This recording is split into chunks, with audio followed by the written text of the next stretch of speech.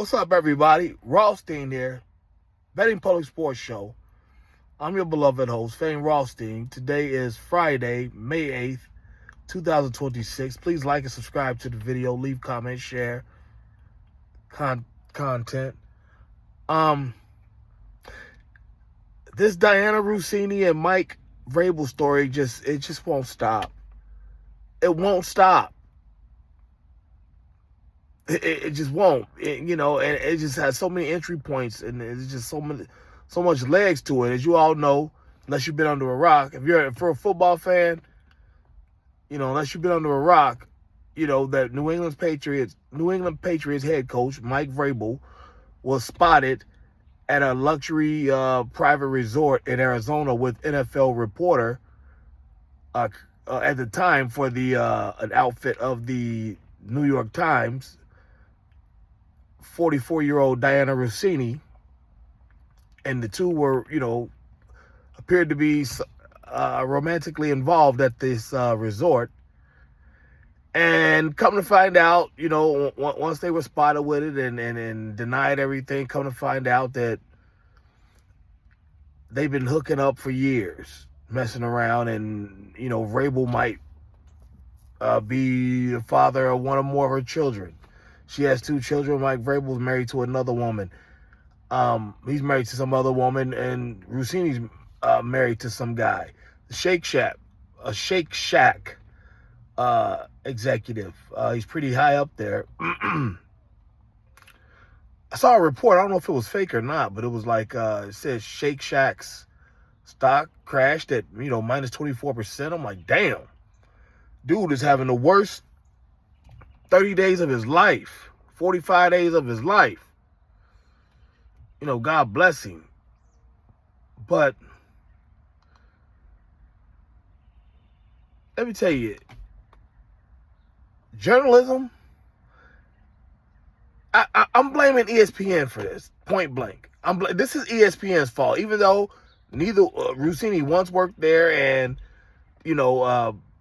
Vrabel, when he was Tennessee, he was a successful coach, and, being a former Patriot player and currently the head coach who just went to the Super Bowl last year, he's used to being on ESPN. So even though they're not employees of ESPN,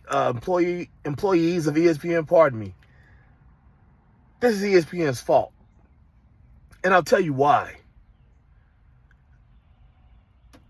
ESPN flaunts and clearly requires, probably on the low, the sexualization of its female talents, on-air talents. Because, I go back to watching Linda Cohn in the 80s on SportsCenter. She looked like a classy New York lady. Dresses all the way up to her neck, like you couldn't see no skin. Big old earrings and shit. Big old button earrings. Like you couldn't see, like you could barely see her eyes and mouth. You couldn't, there was no skin being shown on her. But as the years went by, all of a sudden she's in her, 50s and 60s, and she's a TV sex symbol. She didn't look bad. I'm not going to sit up here in front, but it was just like, huh? They doing this reverse thing on her. And same thing with Russini. Sports, and then now all the news outlets are letting a woman get into the, locker room to talk to the players and the coaches, the GMs and whatnot. And, you got these, these cute, and all of them, nearly 99 out of 100 of them attractive women, with these big brawny, ego having athletes, testosterone filled athletes, and shit's gonna happen. Eventually she's gonna, all these different flavors of athletes, eventually she's gonna find one she wants to fuck, or that she would fuck if he comes at her. You know what I'm saying? It's just too much of everything going around, too much of, too many flavors going around. She's going to find something she likes on a daily basis. And like I said, God bless her husband. I believe his name's Kevin Goldschmidt. Man, fuck around, one of the kids might not be his. One or both of them might not be his. The thing is, Russini and Vrabel just need to just go ahead and leave their spouses because they obviously love each other. They obviously love each other. I mean, if you can go chill with a pregnant woman and she ain't pregnant by you, damn. I'm just saying that's a pretty serious investment there. But nonetheless, I digress. But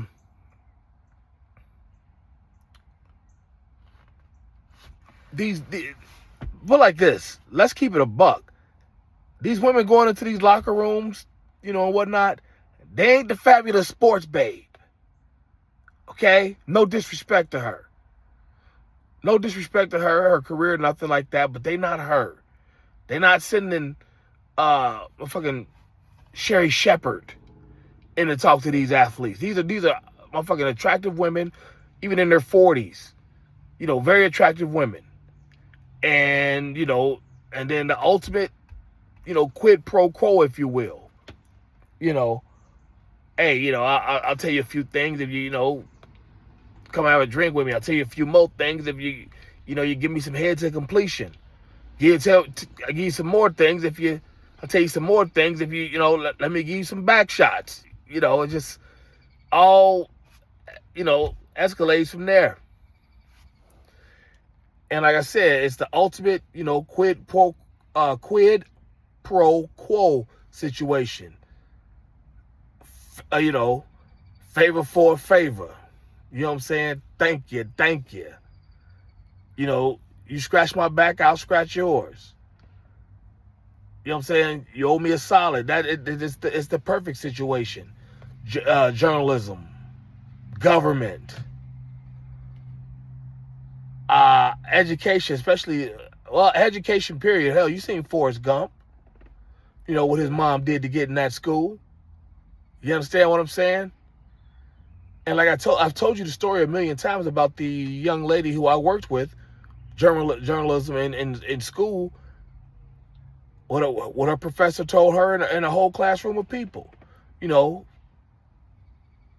prepared. The women, be prepared to sleep your way to the top if you have to.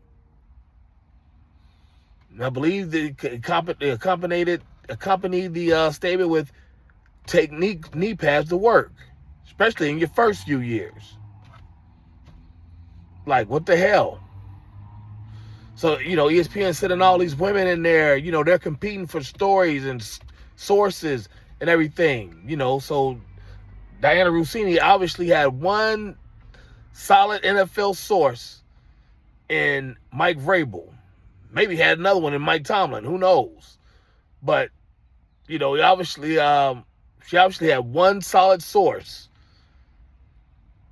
with Vrabel. And sometimes that's all you need. Just that one confident, like, I can always count on this person to tell me something about whatever I need about this situation. She had that with him, and those other women are trust me, a lot of those women, especially, like I said, the woman from USA Today who was fired from USA Today for commenting on the Russini losing her job at the New York Times outfit. A lot of those women would have loved to have been in the Russini spot. They just didn't want it to get public. Russini apparently was involved in an open secret that everybody knew, and that's probably what made people jealous about her. But trust me, they wanted that spot too. They just thought she was just trifling for, doing it with a married man. She's got 2 kids. But trust me, those other women, they wanted that spot. Don't kid yourself. But you tell me, what do you think? Leave it in the comments. Is journalism kind of partly responsible for Russini? Putting too many women around, especially a man's sport like football? Or do the athletes and the journalists owe themselves a bit of responsibility and their crafts a bit of responsibility and ethics? I don't know. These questions and more will be answered on the next episode of So. Remember, tomorrow I got sports betting action for you. But until then, everybody be safe. Holla.